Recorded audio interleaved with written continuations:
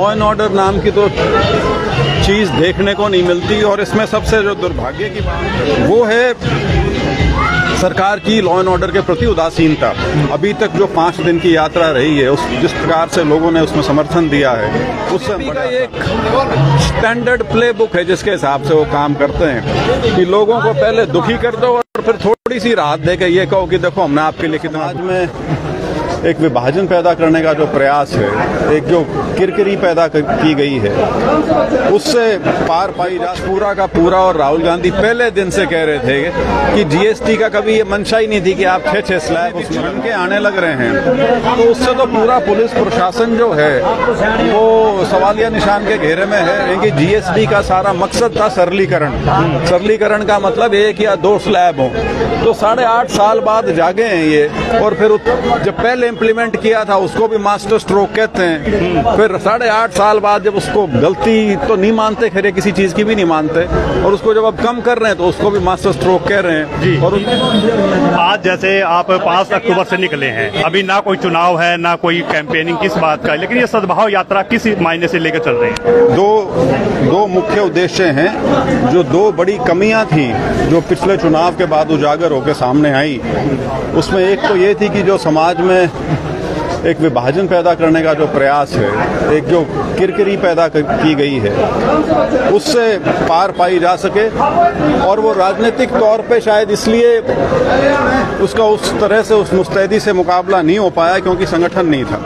तो जब हमने इस यात्रा की योजना पूरी बनाई थी और इसको शुरुआती जामा पहनाना शुरू किया था, तब तक कांग्रेस का संगठन बनना शुरू नहीं हुआ था। लेकिन अब बड़ी खुशी की बात है कि संगठन भी शक्ल लेना शुरू हो चुका है। 32 जिला अध्यक्ष नियुक्त हो चुके हैं, प्रदेश अध्यक्ष नियुक्त हो गए हैं। तो उस नाते अब ऐसा हमारा मानना है कि हमारी जो ये कोशिश है, ये पार्टी को संगठनात्मक तौर पे भी और लोगों के साथ जुड़ाव के माध्यम से एक मजबूती देगी, और समाज जो है वो हमारी बात को सुन रहा है, ऐसा मेरा मानना है। क्योंकि अभी तक जो 5 दिन की यात्रा रही है, उस जिस प्रकार से लोगों ने उसमें समर्थन दिया है, उससे हम बड़े आशान्वित हैं। प्रदेश में लॉ एंड ऑर्डर को किस तरह से मानते हैं, किस तरह की व्यवस्था को मानते हैं? लॉ एंड ऑर्डर नाम की तो चीज़ देखने को नहीं मिलती, और इसमें सबसे जो दुर्भाग्य की बात है वो है सरकार की लॉ एंड ऑर्डर के प्रति उदासीनता। मैं समझ सकता हूं यदि सरकार मुस्तैदी से काम करे, उनका काम जो करें वो दिखे। क्राइम होता है, हर जगह होता है, लेकिन यदि सरकार में एक ऐसी व्यवस्था बन जाए जहां पे एक वर्दीधारी सीनियर पुलिस अधिकारी को एक राजनीतिक व्यक्ति जो कोई पदाधिकारी नहीं है, शासन में जिसका कोई स्थान नहीं है, उसको साथ बैठा के यदि माफी मंगवाई जाए एक सीनियर डीएसपी लेवल के अधिकारी से, तो वो जो सरकार की जो मंशा है लॉ एंड ऑर्डर के प्रति वो नजर आती है। और दूसरा जो अभी एक बहुत दुखद घटना घटी है,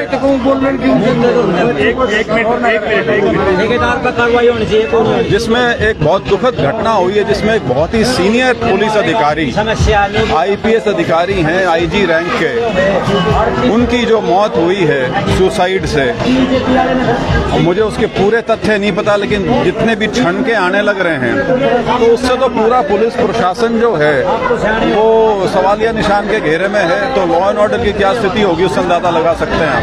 जीएसटी उत्सव को लेकर कम किया है, 8 साल के बाद सूद ली है, लेकिन जीएसटी उत्सव मना रही है बीजेपी। 8 साल बाद कुछ कीमतें कम कर को लेकर क्या कहेंगे, क्योंकि आप एडमिनिस्ट्रेटिव में रह चुके हैं, किस तरह की प्रक्रिया? ये 8.5 साल से एक गलत जीएसटी लागू ही क्यों किया हुआ था?